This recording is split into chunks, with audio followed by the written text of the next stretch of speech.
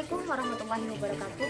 Perkenalkan, saya Ariski Aina Fifa, NIM 250600190055 dari kelas 4B Prodi Tadris IPA, Fakultas Tarbiyah dan Ilmu Keguruan. Baiklah, di sini saya akan menjelaskan tentang faktor-faktor psikologi dalam belajar. Agenda yang akan kita bahas pada kali ini yaitu tentang pengertian belajar, faktor-faktor yang mempengaruhi dalam belajar, dan faktor-faktor psikologi dalam belajar. Secara psikologi, belajar merupakan suatu proses perubahan, yaitu perubahan tingkah laku sebagai hasil dari interaksi dengan lingkungan dalam memenuhi kebutuhan hidup. Terdapat beberapa faktor yang mempengaruhi belajar, antara lain faktor internal, di mana faktor internal ini berasal dari diri siswa sendiri. Ada dua aspek yang mempengaruhi faktor internal ini, yaitu aspek fisiologi yang meliputi kondisi jasmania secara umum dan kondisi panca indera. Selanjutnya ada faktor eksternal. Faktor eksternal ini berasal dari diri siswa sendiri, yaitu faktor dari lingkungan sosial dan non-sosial. Yang ketiga ada faktor pendekatan belajar.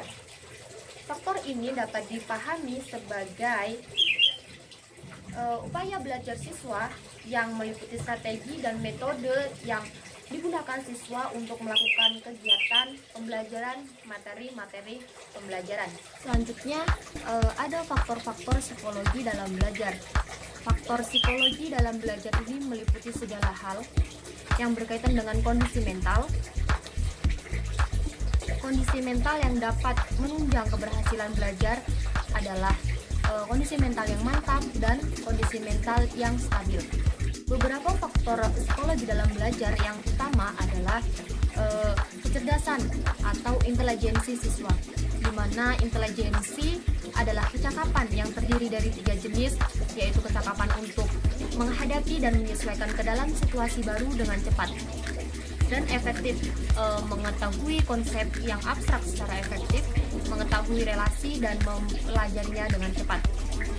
Selanjutnya ada motivasi.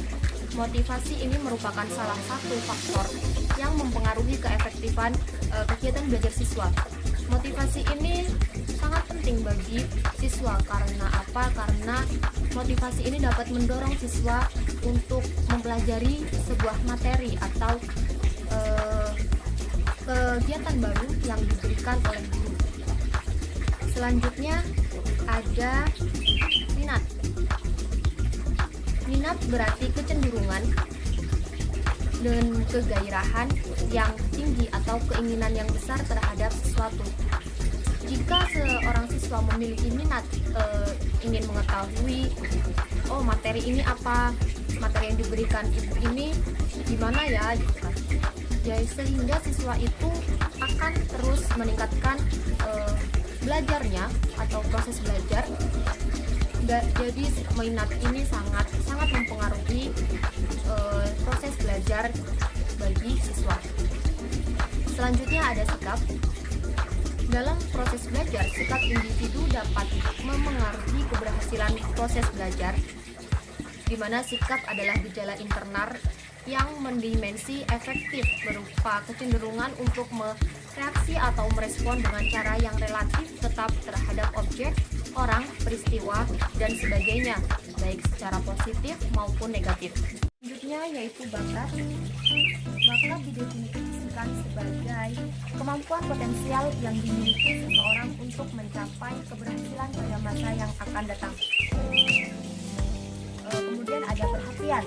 Perhatian yang intensif akan memetik hasil yang lebih baik jika seorang siswa memperhatikan penjelasan dari guru, bisa memungkinkan siswa tersebut memahami apa yang dijelaskan dan apa yang diberikan oleh guru. Selanjutnya ada berpikir. Berpikir adalah berkembangnya ide dan konsep di dalam diri seseorang. Berkembangnya ide dan konsep dalam diri seseorang ini berlangsung melalui proses perjalanan hubungan antara bagian-bagian informasi yang tersimpan di dalam diri seseorang yang berupa pengertian. Pada dasarnya, proses psikologi dengan tahapan-tahapan berikut, yaitu pembentukan pengertian, penjalinan pengertian, dan penarikan kesimpulan. Yang terakhir ada motif. Motif adalah keadaan dalam diri subjek didik yang mendorongnya untuk melakukan aktivitas-aktivitas tertentu. Motif boleh jadi timbul dari rangsangan luar, seperti pemberian hadiah bila seseorang dapat menyelesaikan suatu tugas dengan baik. Dalam konteks belajar, motif intrinsik tentu selalu lebih baik dan biasanya berjangka panjang. Tetapi dalam keadaan motif intrinsik tidak cukup potensi pada subjek didik, pendidik perlu menyiasati hadirnya motif-motif ekstrinsik. Baiklah, sekian penyampaian materi dari saya. Kurang lebihnya mohon maaf. Saya akhiri. Wassalamualaikum warahmatullahi wabarakatuh.